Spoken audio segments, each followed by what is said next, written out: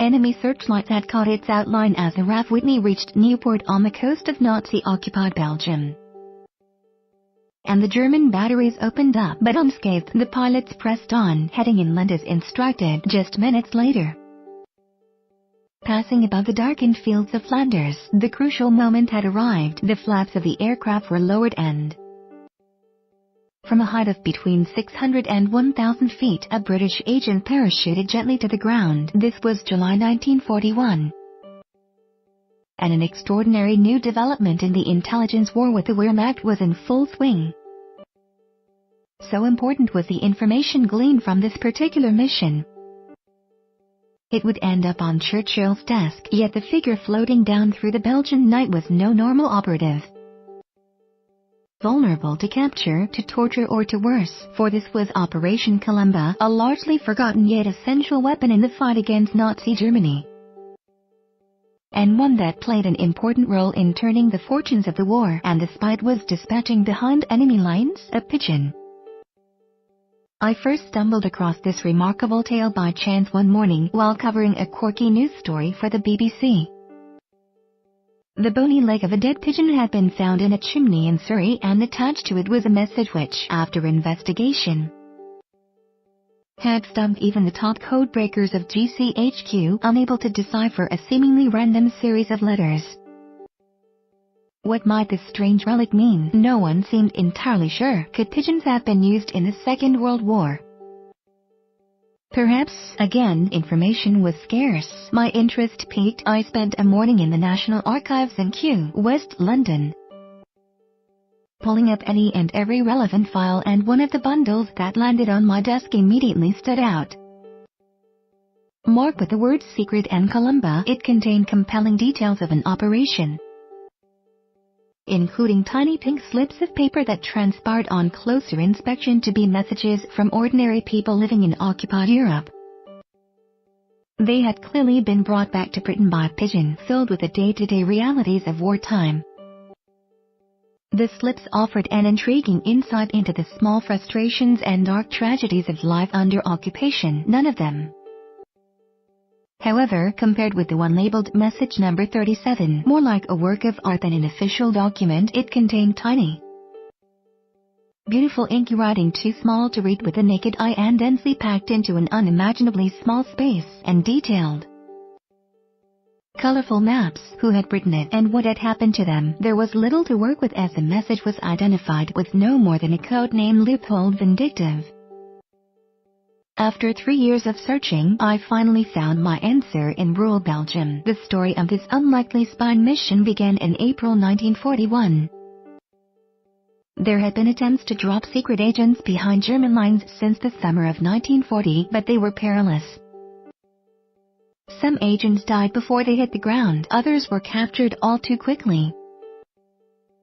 So slim were the intelligence pickings that the secret services were even instructed to see if a Yorkshire astrologer and water diviner known as Smoky Joe could help. MI6 had agents abroad, but the human networks were a mess. In 1940, it was even claimed that German troops in Norway were practicing the bagpipes and training to swim ashore wearing green watertight suits.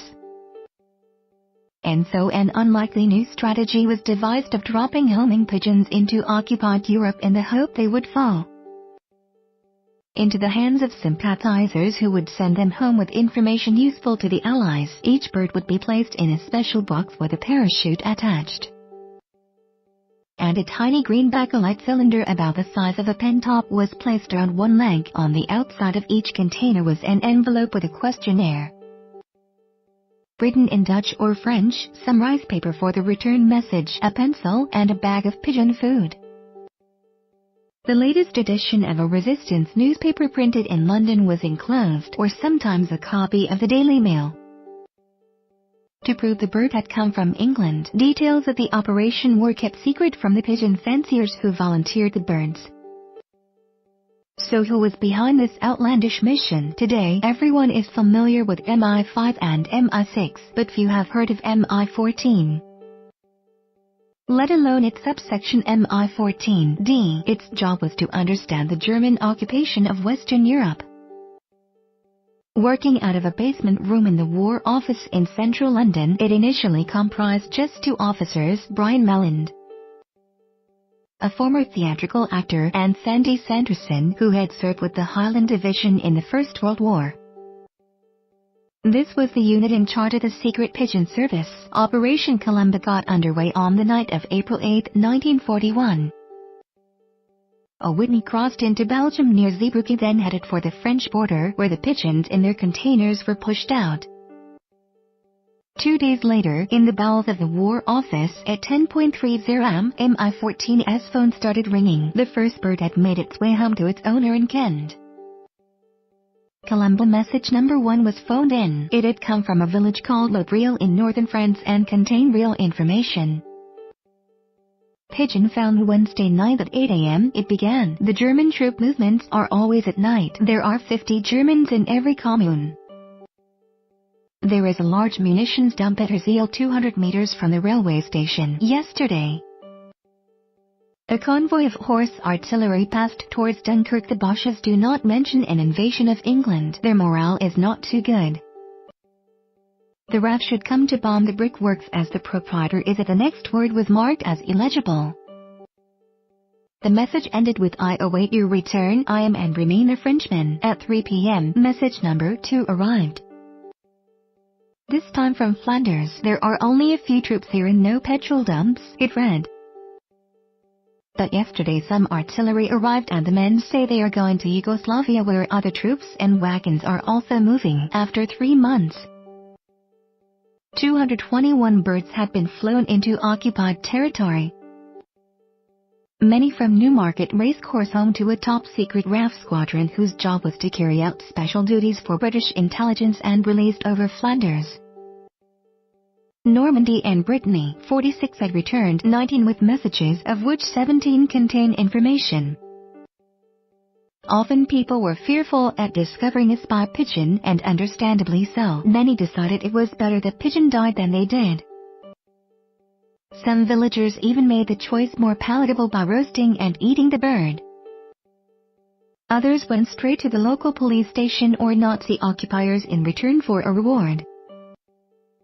The people responsible for the remarkable message 37 were braver than that and fiercely anti-Nazi. The pigeon and its container had been retrieved in July 1941 from fields near Lichterville by an unnamed Belgian farmer. Concealing them in a sack of potatoes, he took them to the de Baileys, a patriotic family of 2 sisters and 3 brothers who ran a corner shop. One of the brothers, Michel, was a pigeon fancier. The de Baileys summoned 2 family friends, Hector Joy, a former soldier with a love of military maps, and a Catholic priest, Father Joseph Raskin, who had worked as an intelligence gatherer sketching German military positions during the First World War to aid Allied reconnaissance. Brothers Orsine and Gabriel drove along the coast and through the neighborhoods around Bruges, taking notes. Joy gathered intelligence on a chateau occupied by German troops. Raskin tapped churchgoers for information. After a few days, the priest set about transferring the maps and the wealth of information to the 2 tiny sheets of rice paper. He worked through the night of July 11th using a magnifying glass and a fine-tip pen until all the space was filled. The rice paper was folded and placed inside the cylinder attached to the pigeon's foot. Then the group did something contrary to every rule of spycraft. They stood for a family portrait in a courtyard behind the shop.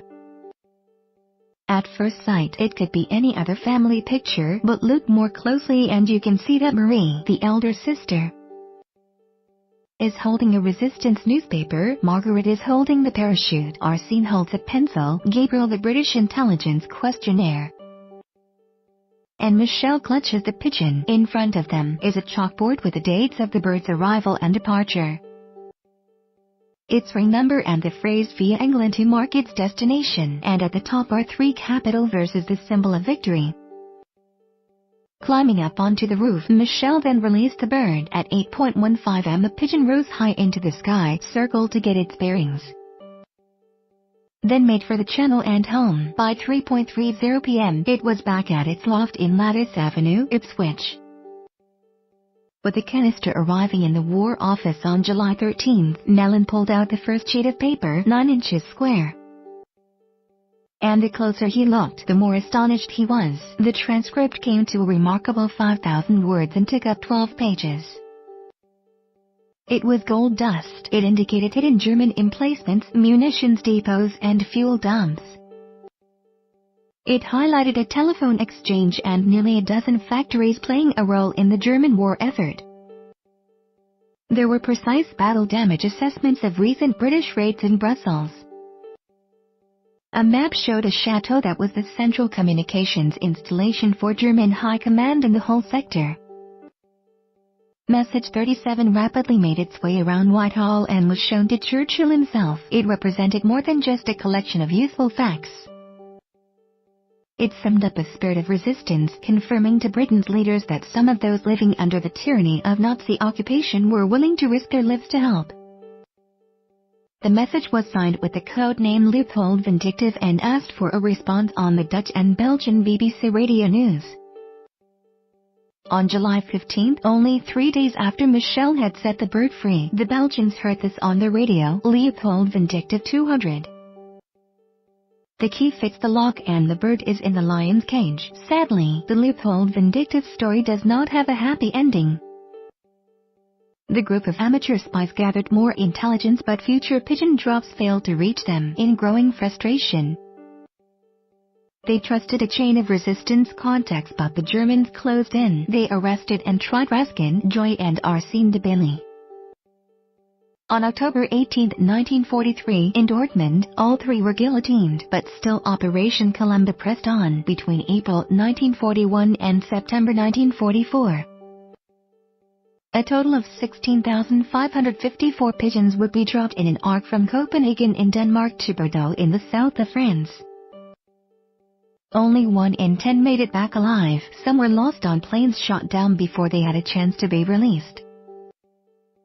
Some lay unfound in a field. The Germans responded, of course. Rewards were offered and punishments were draconian. And Mile 6 agent reported that a notice displayed in one Belgian town offered 625 francs to anyone who delivered a British pigeon. Rumors began to emerge that the Germans were planting false pigeons to trap people. Marksmen were stationed on the coast of northern France, while a Columba report from the Loire Valley said that pigeons fell into enemy hands after a German observation post spotted the raft light passing overhead.